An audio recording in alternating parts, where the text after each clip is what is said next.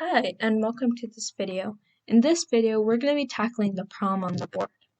An hour after departing, a train meets an accident which detains it for half an hour, after which it proceeds at 3/4 of its former rate, and arrives at its destination 3.5 hours late. Had the accident happened 90 miles further down the line, it would have only arrived 3 hours late. What is the length of the trip in miles? So here I've drawn two lines to represent the two scenarios, because using a diagram will help us look at our thoughts and look at the problem in an easier way. So we're going to say in this first scenario, the accident happened here. And in the second scenario, it happened here. So all I'm going to do is draw a line like that to separate these two scenarios in three different parts. We know that this first part happened in 60 minutes. This next part happened in 90 miles. And we don't know anything about this last portion here, but that's okay for now. We know in both scenarios, you traveled this portion, velocity x.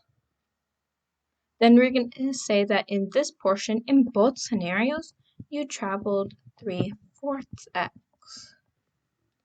And in this middle portion, it's different in each scenario.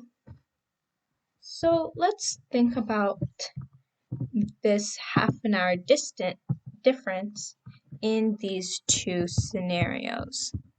In this scenario, it's 210. This scenario, it's 180, meaning that the difference is 30. And because this velocity is the same for this part, and this velocity is the same for this part, that means that difference had to come from this middle part right here, right? So what we're going to do is that we're going to say that the time it took in this scenario is equal to the time it took in this scenario plus that 30 minutes. And as you know, d over s is equal to t, so we can use that formula right here. That first part is 90 over 3/4 x. We said that's equal to 90 over x plus that extra 30 minutes. You can simplify this left side, saying 20 over x is equal to 90 over x plus 30. That says that 30 over x is equal to 30, and x is equal to 1 mile per 1 minute. Okay. Next, we're just going to assign a new variable.